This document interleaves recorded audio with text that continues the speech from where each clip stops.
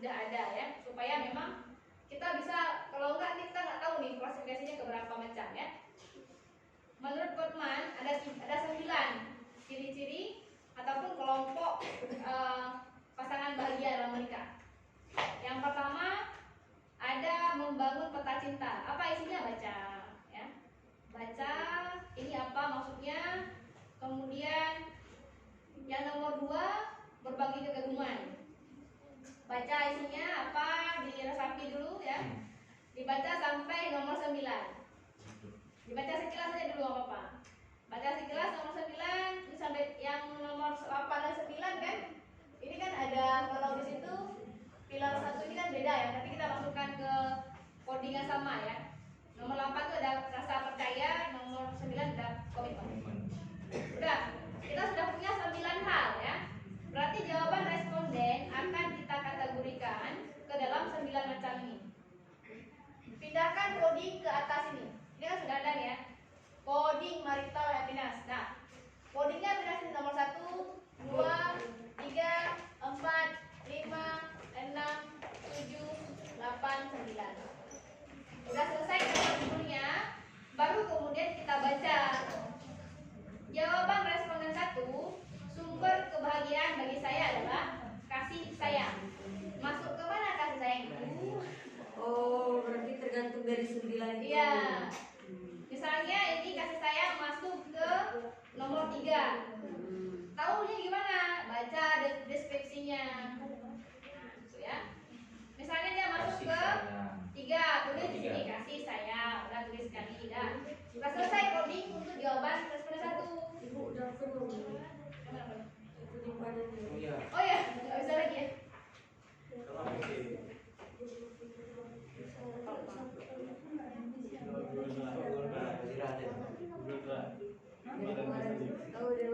Enggak, tapi ini cuma notifikasi ini.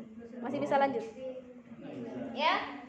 Sudah selesai dengan responden 1, ulang lagi dengan responden 2. Responden 2 menjawab, bagi saya kebahagiaan adalah saling menerima kekurangan dan kelebihan masing-masing. Dibaca lagi apakah masuk ke enhance love map atau masuk ke berbagi kekaguman atau masuk ke lainnya. Kalau di sini saya kan sudah coba masukin ini ya. Kenapa saya masukkan ke berbagi kekaguman? Jawaban ini. Kenapa saya memasukkan saling menerima kekurangan dan kelebihan masing-masing itu masuk ke coding 2. Ini coding 2 ya. Kita coba baca ya coding 2. Coding 2. Ini ya. Coding 2, berbagi kekaguman. Rasa suka dan kagum adalah 2 di antara yang paling sosial. Ini berarti masing-masing pasangan memiliki perasaan mendasar bahwa pasangannya layak dihormati dan disukai. Ya. Meskipun kadang-kadang terganggu dengan kekurangan. Nah, di sini muncul untuk kadang-kadang kekurangan dan kelebihan. Berarti menghargai apa tadi? Jawaban respondennya saling menerima kekurangan dan kelebihan, berarti masuk ke situ. Jadi karena saya baca di sini, kayak saya masukkan ke kalian jatuh maksudnya ke yang nomor 2 itu. Nah, jadi sekarang Anda semua akan menjadi ahli mendiagnosa mana kelompok kebahagiaan pasangan ini masuk ke mana ya, dari 9 pilar yang si Gottman bilang. Nah, ini kan Gottman ini kan teori barat ya. Kok kita masih pakai teori barat padahal kita mau indigenous ya? Ini hanya sebagai pegangan awal saja.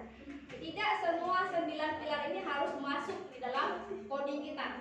Tergantung, bebas, tergantung jawaban. Rupanya nanti setelah kita coding masuknya semua ke nomor 2 dan nomor 3. Udah, berarti itulah secara indigenous yang lain nggak muncul. Yang muncul cuma 2 dan 3. Atau kebalikan, ada jawaban yang nggak bisa masuk ke semuanya. Sumber kebahagiaan adalah kembali ke hukum adat. Karena jawaban itu ada. tambah coding 10. Oh. Disitulah muncul jawaban indigenous. Kayaknya di sini juga nggak ada jawaban yang masalah religiositas. Nanti misalnya ada jawaban sumber kebahagiaan adalah ketika di akhirat kita punya anak yang soleh. Walaupun jawaban anak. Di situ nggak ada anak, tambah coding anak. Biasanya nggak ada anak, dan nggak jawaban anak. Jadi coding ini hanya sebagai guide saja. Kita masih free, kita masih bebas menambah dan mengurangi. Tapi kalau masuk kita pakai. Jadi nanti ketika kesimpulan, jawaban yang cocok dengan teori barat masuk ke dalam kategori 2 dan 3. Sedangkan sisanya secara indigenous masyarakat Aceh mengatakan bahagia itu adalah ketika bertakwa, misalnya gitu ya. Intinya ketika tidak masuk ke 9 itu. Ketika D.C. Gottman menjelaskan hal yang tidak dalam 9 pilar, maka itulah temuan indigenous. Itulah teori baru yang kita temukan di lapangan.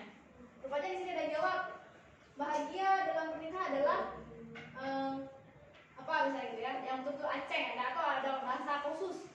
Nah itu berarti temuan baru. Jadi kita mencari temuan baru. Jadi kita coding itu bukan langsung dapat yang baru. Wah jawabannya sesuai dengan teori barat, ya. Ya udah itu sesuai. Nanti ada tambahan dan tidak semua bisa jadi muncul, ya. Itu dilakukan sama coding pertanyaan 1 dengan pertanyaan 2. Karena sama-sama menanyakan tentang kebahagiaan. Nah, definisi kebahagiaan ya. Jadi coding 2 juga bentuknya sama.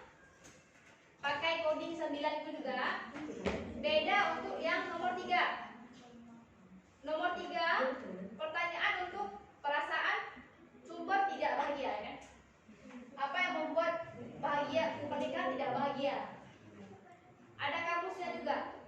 Lihat di selanjutnya.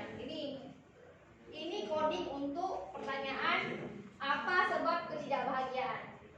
Ada 6 hal.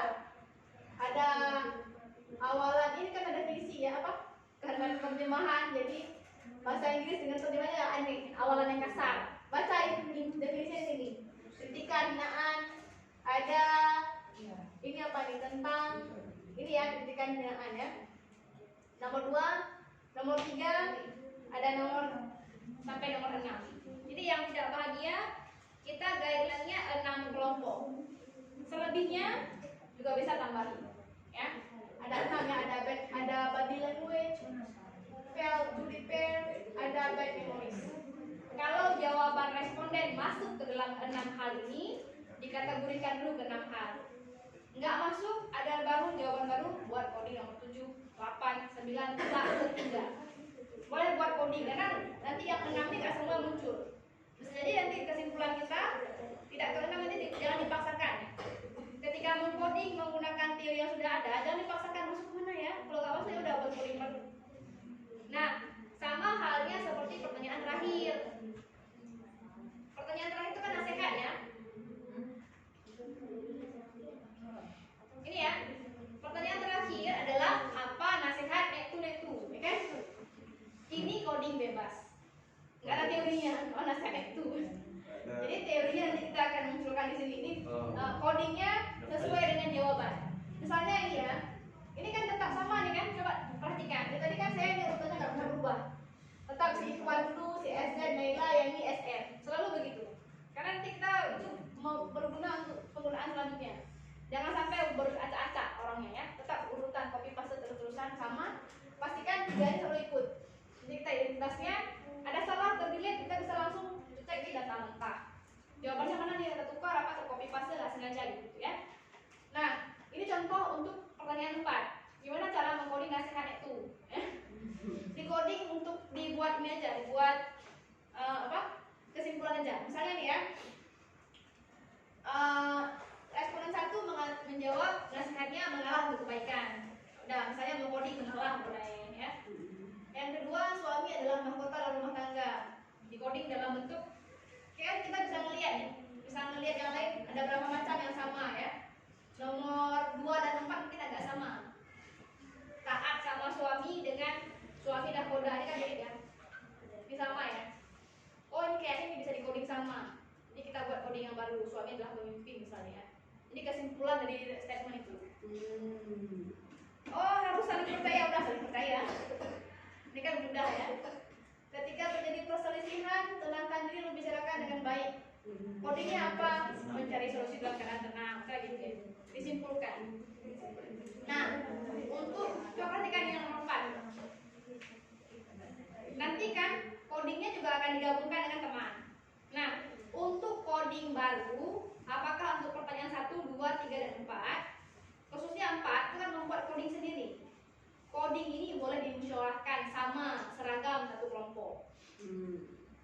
nanti duduk satu kelompok, ada jawaban yang sama nggak? Misalnya ini kan contohnya nomor 4 dengan nomor 2, nah sama suami dengan suami dan nomor rumah tangga.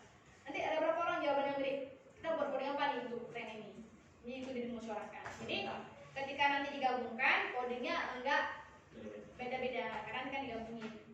Kalau yang 9 itu udah aman kan karena sama semuanya. Jadi khusus untuk ini memang buat coding per kelompok. Bisa dipahami ya? Nah, nanti kalau di sini kan ada juga saya lihat di Google Form muncul tuh bahasa Aceh, bahasa Gayo bagus. Ada kayak apa kiasan gitu kan? Itu nggak perlu di-coding. Kalau memang dia misalnya kita lihat aja salah satunya.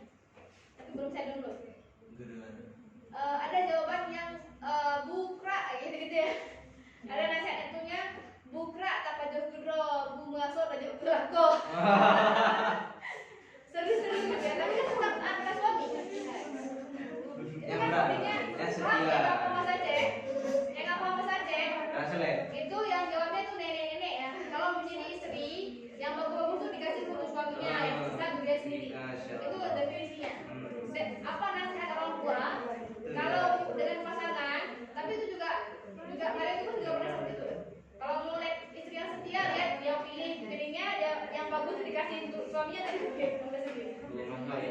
Karena yang organize bukra dia tuh Rino. Jadi kalau misalnya ada sedikit, dia egois apa enggak gitu ya. Nah kalau ada yang seperti itu, langsung di copy aja statementnya, nggak perlu di coding. Nanti isinya itu kan bisa dimasukkan gitu. Apa kontennya itu bisa, maknanya kan bisa digabungin. Itu kan sebenarnya peran pada suami juga gitu, ya kan? Yang tadi istilahnya ada, saya mau baca tuh, yang responden kita kelas di mana ya? Kita ada jawaban dari itu apa nasihat dari keluarga ya? Yang tadi saya sebut itu kan sebenarnya masuk ke dalam bagaimana taat pada suami juga. Apa misalnya ya? Ya tetap maksudnya ke suami lah pemimpin. Jadi kalau kita nanti menggabungkan ketimpangan langsung nasihat orang tua tentang berkeluarga, itu pasti yang disuruh mengalah itu perempuan. Nanti kita bahas di simpulan untuk AS. Kenapa perempuan itu disuruh mengalah dalam pemahaman perspektif Aceh? Jadi kalau misalnya dengar orang-orang gender, oh perempuan harus mengalah, nggak terima ya. Tapi ini kita mengcoding apa adanya. Di lapangan, di masa lalu itu orang yang disuruh mengalah itu perempuan. Karena memang perempuan itu mampu mengalah. Kalau laki-laki yang disuruh mengalah nggak mampu. Nanti kita bahas setelah kesimpulannya. Oke, itu semuanya. Jadi pelan-pelan melakukan. Sekarang coba dulu. Coba coding dulu. Mau yang misalnya baru cuma satu responden bisa coding pertanyaan. Bisa coba coding kan ada beberapa pertanyaan ya. Bisa coding apa sih istilahnya? Data. Yang sudah ada lengkap 5 responden boleh coding mulai dari awal. Paham ya?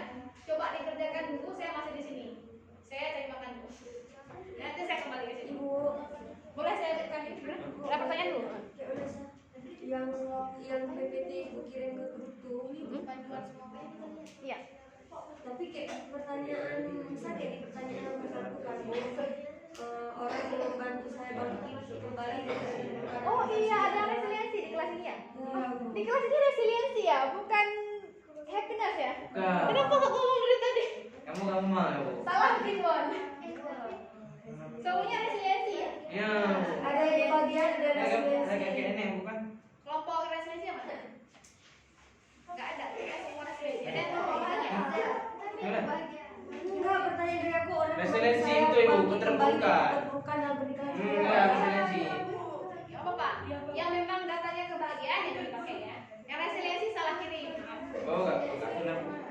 Jadi enggak, ini tenang dulu. Coba fokus ke sini. Yang dilakukan sama, codingnya aja berbeda. Pak, langkah dilakukan sama. Saya sekarang kirim coding untuk resiliensi ya. Saya kirim coding. Coba perhatikan ke sini. Terus? Saya sekarang kirim primbon resiliensi. Sama, yang dilakukan sama. Cuma primbonnya beda. Itu Kan? ada maksudnya itu, Bu. Oke, bagus sekali. Tadi kalau nggak ada yang ngomong, saya udah ngomong. Iya, betul. Ya udah saya jelaskan ya kelas lain. Ini kelas. Pak,